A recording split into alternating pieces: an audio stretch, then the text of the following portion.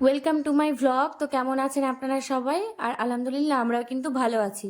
তো ভালো থাকার মধ্যেই কিন্তু ছোটোখাটো সমস্যা হয়েই থাকে সবারই জীবনে। আর সেই সমস্যার সমাধান করতেই কিন্তু আমরা আজকে যাচ্ছি মালদা।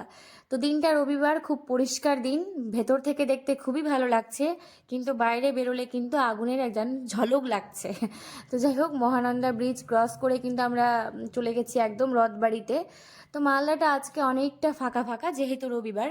তো আমরা টেনশনে ছিলাম যে পার্কিংটাতে জায়গা পাবো কি না, কারণ ফাঁকা তো লাগছে কিন্তু বলা যায় না মানুষজন কখন কোথায় থাকে, কিন্তু গাড়ি রেখে ঠিক চলে যায়। তো যাই হোক, খুব লাকিলি কিন্তু আজকে আমরা একদম পুরোটাই ফাঁকা পেয়েছি পার্কিংটা। তো সেখানে সুন্দর মতো আমরা গাড়িটা পার্ক করে দিলাম। আর ভাবলাম যে কে জানি আজকে রবিবার কিছু বন্ধ থাকবে না, তো মানে যেই সব কাজগুলোর জন্য আমরা এসেছি সবটাই কাজ হবে কিনা। তো এইসব ভাবতে ভাবতে আমরা টোটো ধরে কিন্তু চলে গেলাম একদম ডক্টরের চেম্বারে, যেখানে আমাদের আগে থেকেই অ্যাপয়েন্টমেন্ট নেওয়া ছিল। ডক্টরের কাছে কিন্তু আমাদের ফার্স্ট টাইম ছিল, তো একটু চিনতে অসুবিধা হলেও কিন্তু টোটো দাদা আমাদেরকে ভালো করে পৌঁছে দিয়েছে। যাই হোক, তো এবার আমরা চলে গেলাম ডক্টরের চেম্বারে। তো ডক্টরের চেম্বারের সিস্টেমটা একটু অন্যরকম, যে আপনার অ্যাপয়েন্টমেন্ট নেওয়া থাকলেও আপনি যেরকমভাবে আসবেন সিরিয়ালে কিন্তু সেরকমভাবেই পাবেন। তো আমরা বেশি ভিড় পাইনি, একজন ঢুকেছিল, উনি বেরোলেই আমাদেরকে দিয়ে দিবে। তো আমরা এখানে বসে ওয়েট করছিলাম, আর দাদা চেম্বারটার বাইরেটা পরিষ্কার করছিল। তো উনি আমাদেরকে বললেন যে একটু গরম লাগলেও মানে একটু বসতে হবে। তো আমরা বললাম যে কোনো ব্যাপার না, আপনি পরিষ্কার করুন, আমাদের গরম লাগছে না। তো যাই হোক, উনি খুব পোলাইট এবং ভদ্র ছিলেন। তো আমরা এখানে অপেক্ষা করতে করতে আমাদেরকে বললো যে সবাই ঢুকেন। তো বেসিক্যালি দুজনকে ঢুকতে দেয়, কিন্তু আমাদেরকে চারজনকেই ঢুকতে দিয়ে দিয়েছিল। বললো যে আপনারা সবাই ঢুকেন, কোনো ব্যাপার না। তো এইটা জিনিস দেখে কিন্তু আমার খুব ভালো লেগেছিল, কারণ দুজনের বেশি কিন্তু ঢুকতে দেয় না। তো আমরা সবাই মিলেই ঢুকেছিলাম। আর এই ডক্টরের চেম্বারটা কিন্তু খুবই পরিষ্কার এবং সাজানো গুছানো আছে। ডক্টরদের চেম্বার ছোট ছোট, মানে অনেক ডাক্তারের চেম্বার ছোট ছোট হয়, অতটা মানে খুব সাজানোর গোছানো থাকে না। কিন্তু ডক্টরকে দেখেই মনে হচ্ছে যে উনি খুব শৌখিন মানুষ, তাই খুব সুন্দর করেই মানে একদম গুছিয়ে রেখেছেন চেম্বারটাকে। তো আমরা ওখান থেকে ডক্টর দেখিয়ে চলে গেলাম সোনোস্ক্যানে মিলনে রিপোর্ট করাতে। তো রিপোর্ট করানোর জন্য আমাদেরকে যেতে হবে 4 তলা, আর সেই জন্য আমরা লিফটের অপেক্ষায় দাঁড়িয়ে আছি। এখানে লিফটের জন্য অনেক মানুষ দাঁড়িয়ে আছে, আর ওভারলোড হয়ে যাওয়ার ফলে কিন্তু দু একজনকে কিন্তু লিফট থেকে বেরো করে দিল। তো মনে হচ্ছিল যে পুরো মালদার লোকগুলো যেন সোনোস্ক্যানেই এসে বসে আছে, মানে মালদার বাইরেটা কিন্তু ফাঁকা, আর সোনোস্ক্যানে দেখে মনে হচ্ছে যে মানে এত ভিড় লোক আসলো কোত্থেকে। তো যাই হোক, মানুষের অসুখ বিসুখ এখন প্রচুর, ওই জন্য হসপিটালগুলোতে গেলে বোঝা যায় যে মানুষ কত ওয়েট করতে পারে এবং কতজন কত রকমের অসুখে ভুগছে। তা আমরা কিন্তু ব্লাড ট্লাড দিয়ে দিয়েছি, এবং আমরা সেখান থেকে এখন বেরিয়ে পড়েছি টোটো ধরে। চলে যাব একেবারে ফোয়ারা মোড়ে, যেখানে আমাদের গাড়ি আছে। তো এখানে এসে একটু টুকিটাকি বাজারও আছে, কারণ এইসব দোকানগুলো দেখলে কিন্তু আর থাকা যায় না কিছু না নিয়ে। কিন্তু আমরা ঢুকলেও কি হবে, দাদা আমাদের বললো যে সব শাড়ি তো বেরিয়েই যাচ্ছে, আপনারা রবিবার এসছেন, আগেই সব বেরিয়ে গেছে। তার মধ্যেও কিন্তু আমরা মানে আমি আর আমার শাশুড়ি কিন্তু দুটো শাড়ি নিয়ে নিয়েছি। তো এবার চলে গেলাম মালদার ফেমাস লাস্সি খেতে, মানে লাস্সি না খেলে কিন্তু মালদা আসাটা সার্থক হয় না। তো লাস্সি টাস্সি খেয়ে নিলাম, আর এখান থেকে আমরা টুকিটাকি নেল কাটার এগুলো, মানে যেগুলো বেসিক নর্মালি জিনিস আর কি, যেগুলো নিত্য প্রয়োজনীয় সেগুলো নিয়ে নিলাম। আর এখানে দিদির বাড়ি যাব বলে কিন্তু ভাগনা ভাগ্নির জন্য দুটো চকলেটও নিয়ে নিয়েছি। আর দিনটা দেখেই বুঝতে পারছেন কতটা পরিষ্কার আর কতটা সুন্দর দিনটা। তো এই রাস্তা দিয়ে যেতে যেতে, মানে যদুপুরের রাস্তা এটা, আর যদুপুরের রাস্তাতে যেতে যেতে রাস্তার পাশে বিক্রি হচ্ছিল ট্রাক্টর।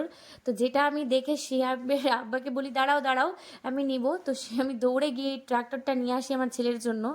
এটা আমি অনেক খুঁজেছি, অনলাইনেও দেখেছি, কিন্তু অনলাইন থেকে অর্ডার করিনি। তো ফাইনালি আমি এটা ট্রাক্টরটা দেখতে পেয়েছি, তো আমি ভাবছিলাম যে যাই হোক, একটা আরও আমার সুন্দর কাজ হয়ে গেল।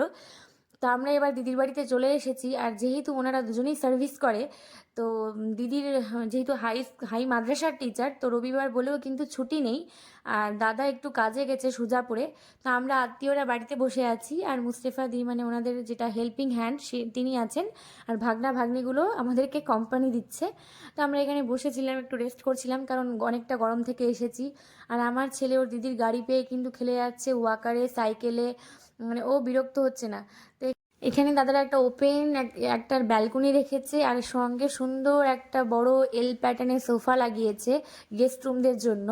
তো এখানে একটু আমরা চলে আসলাম বসতে, আর এখানে সুন্দর করে বই পড়ার জন্য অনেকগুলো বই সাজানো গুছানো আছে, যেটা দেখে খুবই ভালো লাগছে।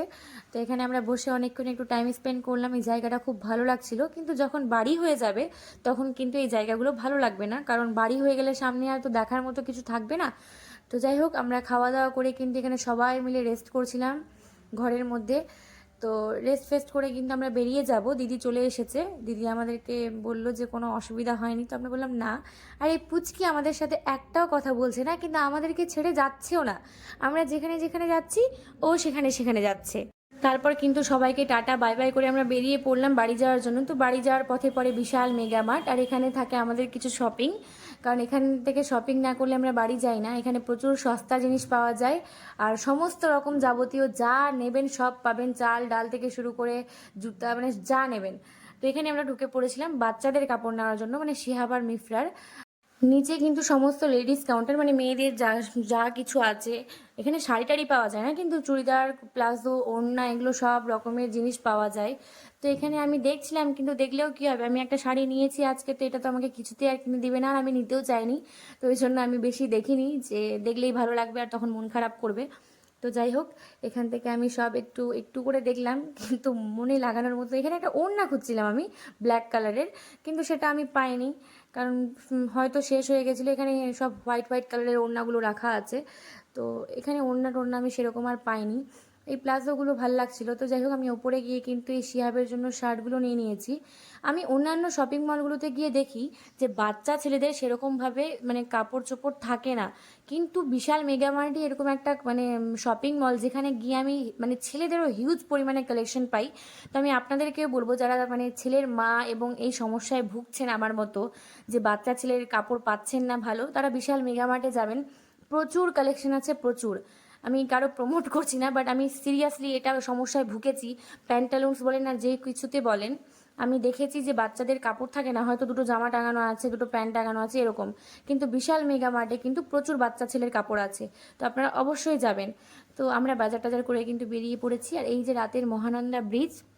তো আজকের এই ভিডিওটা এতটুকুই। ভালো লাগলে লাইক করবেন, শেয়ার করবেন আর কমেন্ট করবেন। আজকের জন্য টাটা।